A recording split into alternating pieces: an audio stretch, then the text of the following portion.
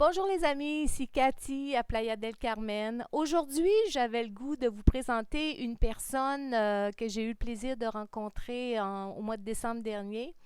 Et ce qui m'a attiré vers lui, c'est le nom de son agence, agence de voyage Conscience. Il s'appelle Adrienne Perez et j'ai le plaisir de vous le présenter. On va discuter ensemble des services qu'il offre et un peu aussi au niveau touristique à Playa del Carmen. Quelle en est la situation actuellement selon son opinion à lui de personnes compétentes et professionnelles dans le milieu du voyage ici à la Riviera Maya. Alors, bonjour Adrienne. Bonjour. Alors, moi, j'ai eu le plaisir de faire une cérémonie de Témascal avec ton agence de voyage. J'ai vraiment été impressionnée par la cérémonie avec les gens avec qui tu travailles. Et puis, toi, ton agence de voyage se spécialise dans ce domaine de tours-là que tu offres aux gens, des tours aussi à niveau spirituel. Oui, oui, exactement. Moi, je suis mexicain depuis beaucoup d'années de ma vie, j'ai commencé à travailler la spiritualité. Et dans la tradition mexicaine de spiritualité, il y a un des rituels qu'on a fait, c'était un temazcal. Oui, j'ai adoré d'ailleurs. Oui, oui. Et oui, ce sont des choses que j'ai fait plusieurs années ici, dans cette région du Mexique. Depuis 2004, j'ai commencé à travailler les rituels de Temazcal. Et donc, ça m'a attiré à travailler aussi avec des autres pratiques spirituelles comme la yoga, la méditation, le bouddhisme, le chamanisme. Tu offres genre des forfaits à la journée avec des tours où ça a un titre au niveau de ça a rapport au niveau de la méditation, de la spiritualité, en Oui, gros. exactement, exactement. Cette région du Mexique, c'était spécial pour ce genre d'activité. Oui, tu crois pas, c'est spécial, non, ici l'énergie. Oui, vraiment. L'énergie, mais tu travailles aussi avec des personnes d'origine mayane, avec leurs techniques ancestrales aussi. Ah, voilà. Donc la population maya, ça c'est une des choses que se fait, que la raison pour laquelle l'énergie ici c'est très Très fort. spécial, c'est pour ça, parce que c'est une région indigène du Mexique. Euh, en sortant de la destination touristique, la Riviera Maya, on nous trouvons dans la région indigène, le monde Maya. Mhm. 1 million d'habitants ici de la région, ce sont des descendants de la population maya. La population maya, indigène maya, elle parle sa propre langue. Et une des richesses culturelles les plus grandes qu'il y a au Mexique, c'est que la population maya, elle continue à pratiquer son spiritualité à eux. Ses rituels, ses croyances, la spiritualité maya, elle est toujours vivante. Et c'est ça qui fait une région plus énergétique ici que des autres endroits du Mexique. C'est ce qui est merveilleux quand on vient d'ailleurs à la Riviera Maya, c'est de découvrir les rythmes, la culture mexicaine et l'énergie, elle est vraiment présente. Puis je trouve qu'on est porté vers cette spiritualité-là, cette énergie ici. Ça nous donne le goût de revenir et même d'y rester, et c'est mon cas d'ailleurs.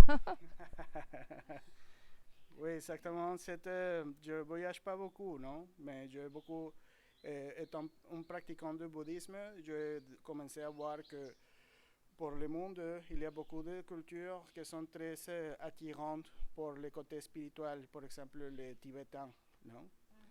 Mais les indigènes du Mexique, de Yucatan, c'est un peuple très spirituel aussi. Ici, la spiritualité se travaille avec l'amour inconditionnel. Et donc, ce type de rencontre, pour nous, parce que je ne suis pas maya, je suis mexicain, mais pas maya, c'est une rencontre spirituelle aussi riche que les autres cultures comme l'Inde, le Tibet, la Chine. Non? C'est les mêmes forces spirituelles que nous avons ici dans la péninsule de Yucatan. Mais toi aussi, tu as eu le plaisir de demeurer, je crois, avec des Mayanes d'origine pour apprendre des techniques de massothérapie typiques Mayanes, je crois. Oui, exactement. Oui, c'est ça que je faisais aussi comme travail. Je suis un massothérapeute. En vérité, j'ai eu de mal, beaucoup de problèmes. La plupart des recherches spirituelles que j'ai eues ici dans la région, c'était à cause d'un problème de santé. J'ai eu beaucoup de problèmes avec un accident et mon épaule était très mal pendant plusieurs années. Et une des choses qui m'a commencé à donner beaucoup de guérison, c'est le temazcal. Mais dans le temazcal, il y a aussi des autres rituels. Et quand il y a des autres rituels, il y a aussi des guides spirituels indigènes qui arrivent à les rituels, à partager sa connaissance. J'ai eu la chance d'avoir tombé avec un guide spirituel le plus sage de la monde maya et c'est lui qui m'a c'est un guérisseur aussi et j'étais chez lui pour apprendre par rapport à mon épaule mais après je resté 4 ans avec lui pour apprendre qu'est-ce que c'est les techniques de massage maya. Cette thérapie que tu as eue avec les Mayanes, ça a guéri complètement ton épaule aussi. Et c'est pour ça que toi, tu as développé l'amour de cette technique, puis que tu as développé ta technique aussi à toi, j'imagine, puis que tu offres des massages ici, partout à la Riviera Maya. Oui, en vérité, c'est très intéressant cette chose de la guérison. Parce qu'en vérité, c'est pas que mon épaule, elle est, waouh, maintenant j'ai une nouvelle épaule, non? Je peux faire les mêmes choses qu'avant. En vérité, non. Ce que j'ai appris avec les guérisseurs mayas, c'est que le plus grand problème des humains, ce sont les émotions. Et les émotions, ce sont une énergie que normalement cette énergie elle est née à l'intérieur de nous et elle doit aussi, toutes les énergies elles sont en fonction et la fonction de l'énergie c'est de sortir de notre corps. Mais tristement, la plupart des énergies ils restent dans le corps et ils commencent à nous faire de mal, des problèmes. Donc le massage que j'ai appris avec les guérisseurs mayas c'est pour aider à cette énergie de sortir du corps. Donc qu'est-ce que signifie ça? Ça va faire douleur. Ça, c'est le problème de l'énergie, des émotions, c'est que c'est douloureux. Et la plupart des gens, les douleurs, ça ne nous plaît pas, non? On ne veut pas. Le pain, les douleurs, oui. Et on doit les faire sortir, on doit être conscient de que ça, c'est là pour commencer le travail le procès de continuer l'énergie à sur le chemin, non? Que c'est pas à l'intérieur de nous, c'est à l'extérieur. Je suis d'accord avec toi. Moi, je suis une personne spirituelle aussi. Alors, j'aime bien rencontrer des gens qui ont le même langage que moi, qui me ressemblent aussi. Mais le mal a dit. Fait que c'est pour ça que quand on regarde les émotions négatives en soi, ça fait développer plutôt des problèmes de santé. Et avec ta technique de massothérapie, bien, tu es capable de faire éliminer ces émotions négatives, si on veut. Oui, exactement. Voilà, c'est ça, non? La maladie. Oui, c'est en vérité. Le problème, c'est que notre santé, elle est, notre pensée plutôt, sont très puissants. Ouais. Et tristement, si on n'est pas conscient ou si les émotions sont trop fortes, les pensées, il va se diriger à des actes destructifs, autodestructifs. Exact. Et c'est pour ça que c'est pas bien pour nous. Et c'est pour ça que ça doit continuer à disparaître. Oui. Des énergies négatives.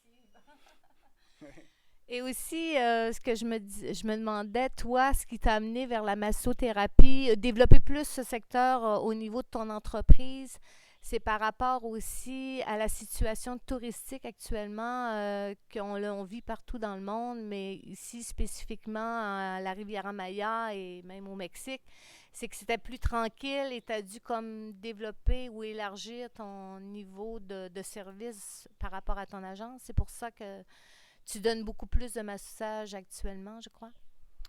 Oui, non, c'est toute une situation très intéressante. Et en vérité, on a eu une situation similaire au Mexique il y a 2010. En 2010, on n'a eu pas une situation comme il y a actuellement avec le coronavirus.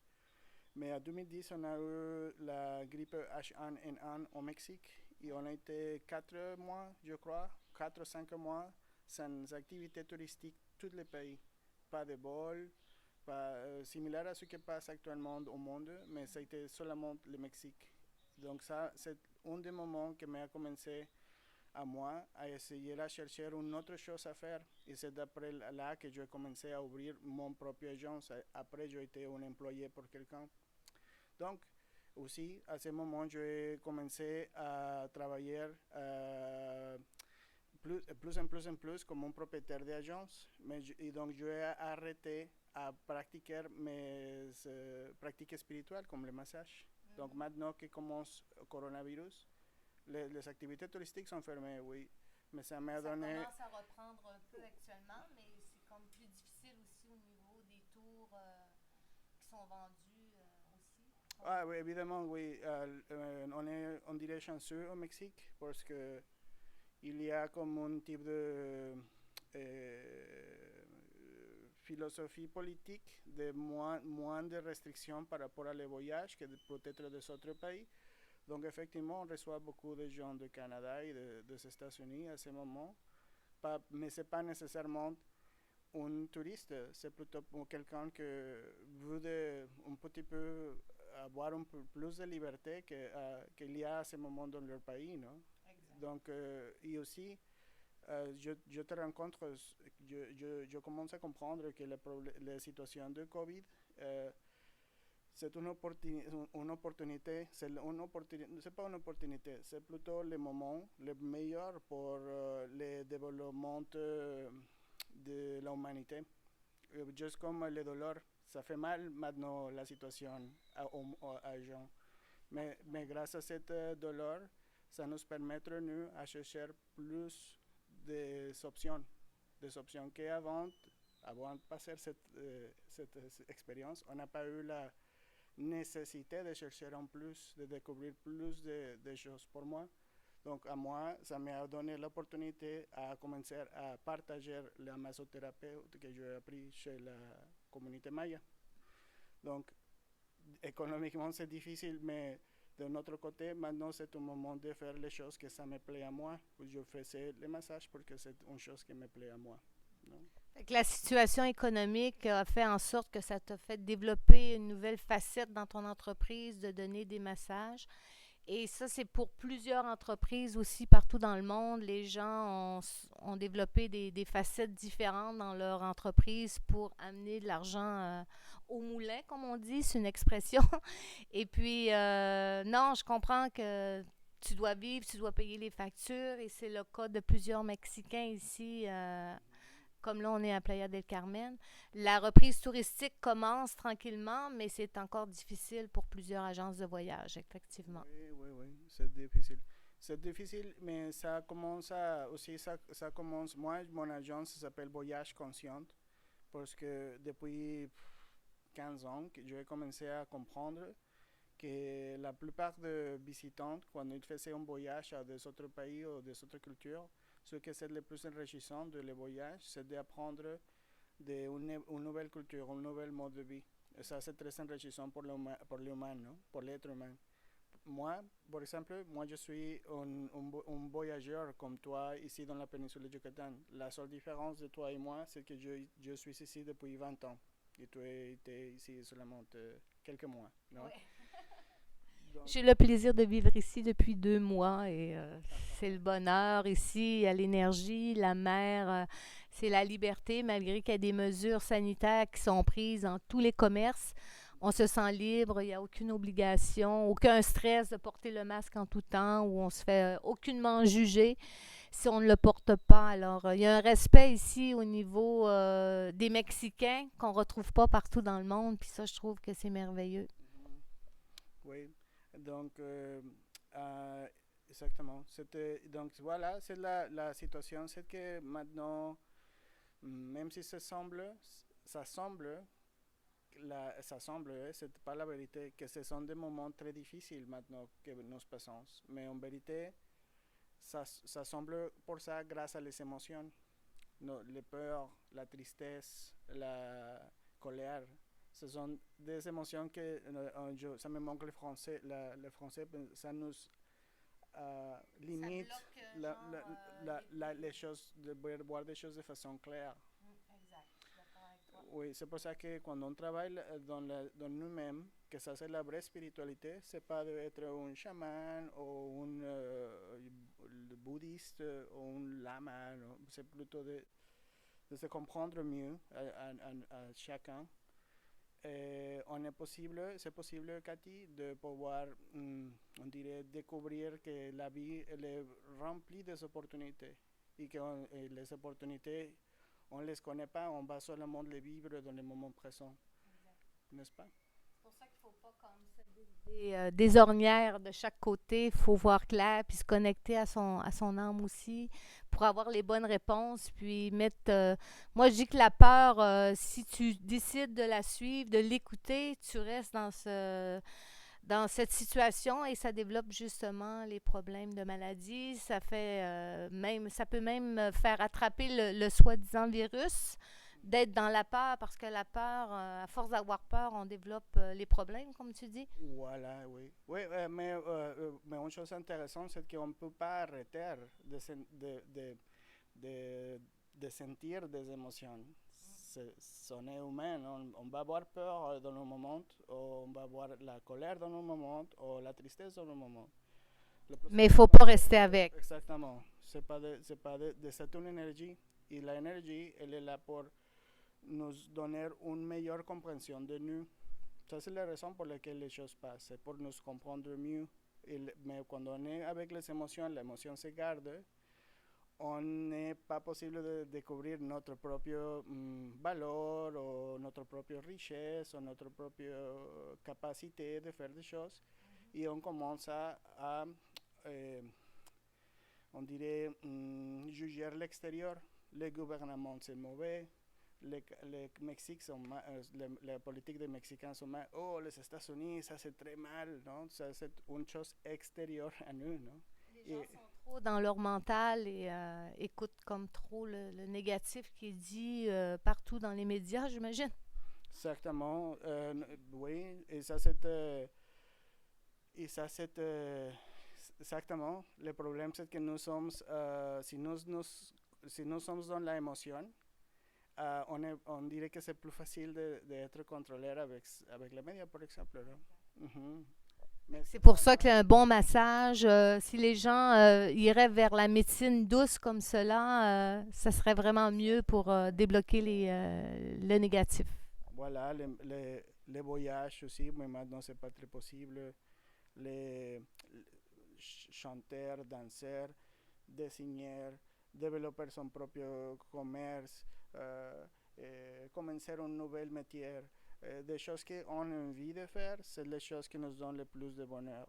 Et quand on développe ça, on arrête à sentir l'émotion. L'émotion ne contrôle pas, c'est seulement on dirait une part de notre existence, mais c'est pas tout ce que nous sommes. Non? Les émotions, en vérité, Cathy, ce que je comprends, c'est comme un type de grain sur la terre.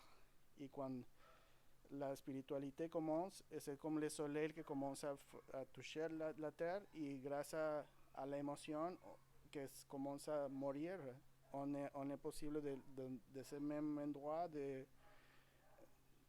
nager, non pas nager, de naître la nouvelle vie, un nouvel arbre, une nouvelle plante qui va donner de la fruit, que des autres animaux vont venir à manger. Tout ça, ça va développer grâce à l'émotion, non? Aux bonnes émotions que l'on fait naître en créant sa vie de rêve, en réalisant ses passions, comme tu dis, en se connectant à soi. C'est créer sa vie avec des belles émotions. Exactement. Ouais, en vérité, les émotions sont pas très beaux, hein? L'amour, la spiritualité, c'est l'amour, la compassion, l'intelligence. Voilà, ça, c'est pas une émotion, selon ce que j'ai appris de la spiritualité. En vérité, les émotions sont une chose qui elle est née dans les humains. Les peurs, la, la colère et la tristesse. Mais le problème, c'est que grâce à ça, grâce à sentir cette émotion, on est exigé, la vie nous exige de chercher plus. Si on n'a pas cette émotion, on n'est pas possible de découvrir plus de choses de nous, ¿no? De nous demander pourquoi je me sens comme ça, qu'est-ce que c'est de ma vie, pourquoi mon enfance était comme ça, pourquoi le coronavirus est une situation difficile pour moi, ¿no? Quand on arrive à faire ça, on trouve la réponse de toutes les questions parce que les réponses sont à l'intérieur de nous. De se connecter aux bonnes émotions aussi, puis toutes les épreuves et toutes les émotions négatives, bien, ça nous fait comme grandir quand on réussit à passer au travers, c'est exactement. Exactement. Le Maya dit que cuando on va, cuando on est dans les émotions, c'est comme si on est à l'intérieur de l'inframundo. Mais l'inframundo, ce n'est pas un enfer, ce n'est pas une dimension, un univers mauvais. Plutôt, ça, c'est le début de le voyage à tous les autres univers. L'univers après l'inframundo, c'est cette dimension. Qu'est-ce que tu veux dire par l'inframonde? C'est ça que tu dis? Ah oui, je l'ai dit, inframundo, c'est comme dire en anglais, underworld. Ah, en dessous. En dessous. Un autre monde, genre? Oui, un petit peu comme les Grecs disaient que il y a des rois, des dieux au ciel et les dieux sur la terre. Les Mayas ont le même concept mythologique de l'existence. Un univers en bas. Il disait que quand on va mourir, notre âme, quand elle sort de notre corps, il va se mettre à l'intérieur de l'univers souterrain. Il va commencer une nouvelle vie là-bas, dans une ville.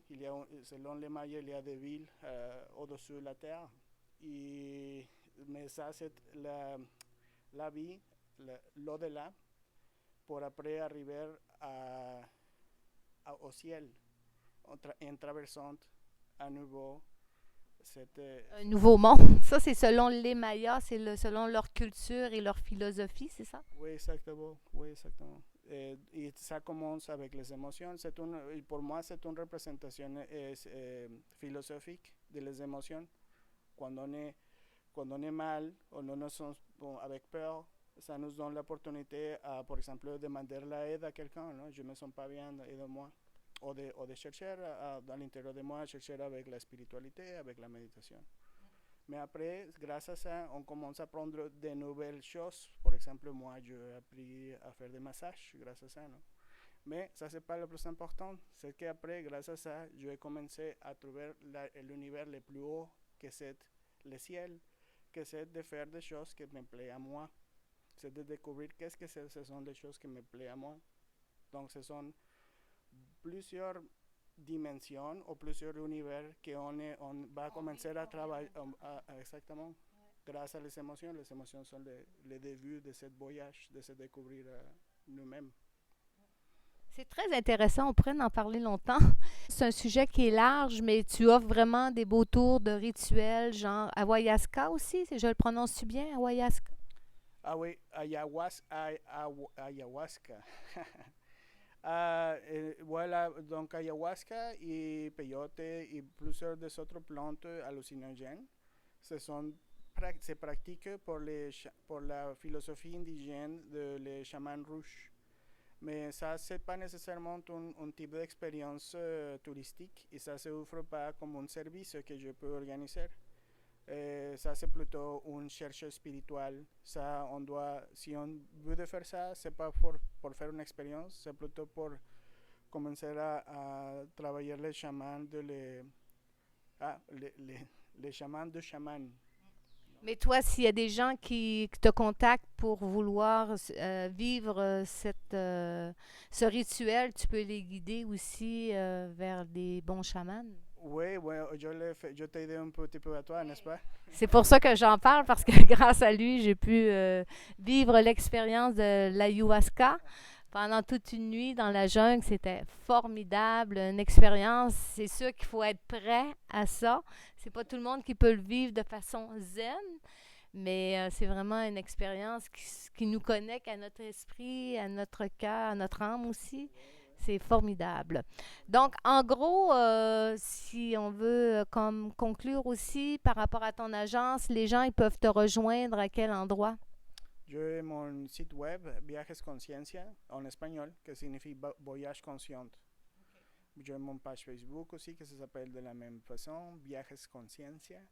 Conciencia, c'est parce que c'est un type de voyage conscient. On va pouvoir développer la spiritualité en faisant ce type d'expérience. Mais la plus importante chose, tu sais, Cathy, de ce type de choses, c'est que c'est une chose qui bénéficie à la population indigène locale, non? C'est-à-dire que tu les encourages dans ce sens-là ou? Oui, mais aussi que normalement, quand on faisait un type d'activité de voyage, il va avoir un bénéfice direct pour une très grande société, une très grande agence de voyage, par exemple. Mais ici, le bénéfice direct, c'est avec moi comme organisateur, on dirait. Comment on dit host en français? Un hôte, c'est un hôte. Tu reçois les gens, c'est ça que tu veux dire? Mhm. Les visitants et eux et moi comme personne qui reçoit les visitants, et l'environnement que nous visitons, les trois, ils vont se bénéficier de ce type d'activité. Ce n'est pas un bénéfice seulement pour les gens qui cherchent la spiritualité, parce qu'en vérité, si on ne prend pas en compte à la population indigène, Cathy, ou à la nature, quand on fait des choses, c'est un acte assez égocentrique. Et ce qui nous donne le plus grand bonheur quand on fait un voyage, c'est de faire des choses pour les autres, non? D'aider à les autres. De partager aussi l'expérience. De se connecter. Ça, c'est ce qui nous donne la plus grande richesse. Donc, donc c'est ça l'idée. C'est pas seulement moi, oh, moi, je veux me découvrir plus. Non, non, non, non. C'est pas seulement ça. C'est plus moi, la culture indigène, la nature de l'endroit que je visite. Ils sont tous. C'est comme se connecter à ce qui nous entoure, à la nature, aux gens, à ce qui est, genre. C'est l'amour inconditionnel. Voilà, exactement. C'est Maya. Donc, ça, c'est l'énergie d'ici. C'est l'énergie Maya, l'amour inconditionnel. J'aime beaucoup.